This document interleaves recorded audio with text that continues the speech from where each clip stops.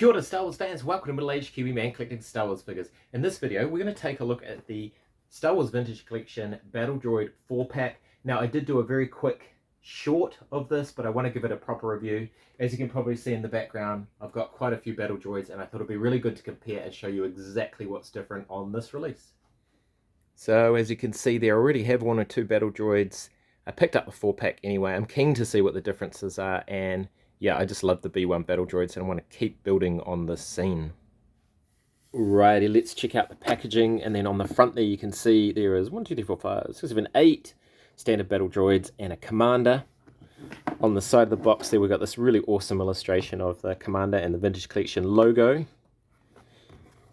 On the back it's the 4 Battledroids you get in the set. And that's about it. And just in case you haven't seen it already, the first difference comes in the packaging. So the figures come in a plastic tray now instead of having the separate cardboard dividers. I don't know if that's just cheaper, or as my mate Phil suggested, maybe it's because of the backpacks.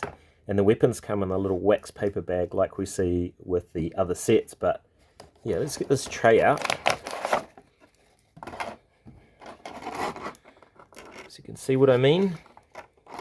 Right, and you get these 4 droid blasters in the set. I'm just going to compare them to the one we got in the standard Vintage Collection, and you can see there this one's either painted or casted in a like gunmetal color as opposed to just the plain black from the 4-pack, so that's quite interesting. Whoops, you actually get 6 droid blasters in this set, so I don't know why a droid would want an extra blaster, but thank you anyway, Hasbro. I guess that fits the format of the pack so far, where they kind of had 4 standard rifles and then 2 kind of additional ones, so I guess this is what it is. Alright, and this is everything that you get in the set. So you get 1 Commander Battledroid and 3 Grunts, and you get 4 backpacks and 4 antennae, and I'll show you that in a second. And again, the aforementioned 6 droid blaster pistol rifles. I don't know if they count as pistols or rifles, they're somewhere in between. Let's have a look at the Grunt first, and I'll do some comparisons as well. But you can see there in the back he's got 2 peg holes, so the main one is for, the big hole is for the backpack,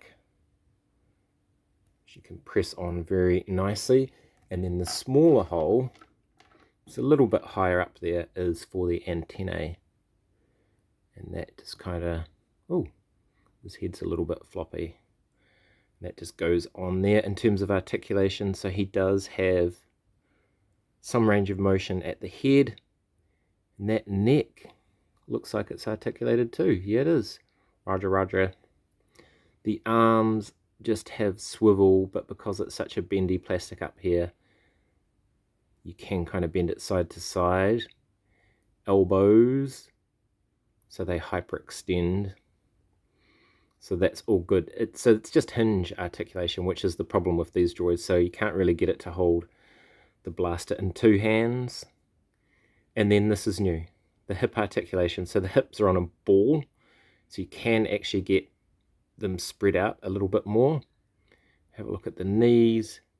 Knees go past 90, and then some ankle articulation too. It is just swivel though. Oh, I can't tell if it's a slight rock or if that's just the plastic. No, I think it's just swivel, no side to side. Alright, and these are 2 of the previous Vintage Collection figures. I believe this is the first release one. The second release one is way shinier. It's almost like carbonized, and you can see I've got them on stands with both feet kind of stretched apart, so both feet are in peg holes. That's because these legs are ridiculous and they don't stand up at all. However, this guy is all new from the waist down by the looks of it, or at least from the hips down. He's got thicker legs and they can splay out a bit, and he does stand, but not for long. Right, and I'm going to test out the peg holes, because nothing annoys me more than shallow peg holes, and they look quite thick actually, so that will be quite good. So I think they will fit on stands pretty well. Alright, side by side, new one on the left, Vintage Collection one on the right, and I actually think that the kind of matte, the plain matte colour of the new one looks much better for a Battledroid. This one's far too shiny. If you have a look at the legs, it is an all new sculpt and they are much, much thicker. You can see the bottom of the legs there, the calves if you like. Apologies if you can hear a helicopter going overhead. So yeah, that's the big difference. And actually I was wrong, these do kind of have a ball joint as well, so it is really just the legs that look to be new. Everything else looks to be exactly the same, I'm afraid. And once again, because it's just the legs that are all new, still can't get him to hold the blaster in two hands because it just doesn't have that plane of motion. It's just up and down, and the only reason you get some in and out is because of the noodle-like plastic. So you can kind of get it to pretend, but yeah, basically just new legs on this figure. Right, here we are, left to right, a whole bunch of these B1 Battledroids that I know I can identify. So starting on the left, it's the OG 1999 Battledroid from the Phantom Menace, and of course that came in different decos. So there was like a lightsaber slashed one, a shot one, a grubby one, and this is the plain one. This one I believe is from the Clone Wars line, and this is a 5 POA Movie Heroes line one, and then we got the Vintage Collection one. So I believe that's the first version. This is the shiny re-release that they did, and this is the one with the updated legs, and I reckon a better color. And actually that color fits the OG 99 Battledroid a lot better, and I know quite a few people still, this is their favorite, and I'm sort of in that camp as well. But this is a good upgrade, but really they should have upgraded the hands as well, so that the Battledroid needs to hold the gun in two hands.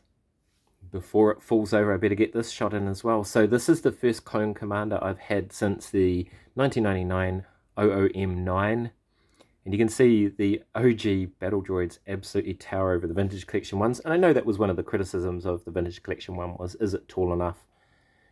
But yeah, it's nice to have another commander. The other thing is that OOM9 came with these macro binoculars. Yeah, so maybe Hasbro could have thought about that instead of just adding extra droid blasters, but you know, that would have required new tooling, and I would have much rather the tooling go towards elbows. What do you think? There we go, that's it, that's the set. Basically, it's the same as the previous Vintage Collection release, apart from the legs are thicker and an all-new mold. And look, I think they're still gonna, despite the improvement in the legs, they're much more sturdier than the noodle leg previous versions, but I still think they're gonna need stands, at least for my collection. I'm sick of, you know, on a hot day, the garage gets a bit warm and the noodle leg ones just, they buckle and fall over. So I don't think these are going to do that. They're much sturdier. It's a really cool release. I do like the 3 grunts, 1 commander. I wouldn't have 1 commander, 3 grunts for every single set, but I don't think people are going to buy loads and loads of these. But anyway, if you made it this far, thank you so much for watching. I'm middle-aged Kiwi man collecting Star Wars figures. Ka kite, and I'll see you on another video.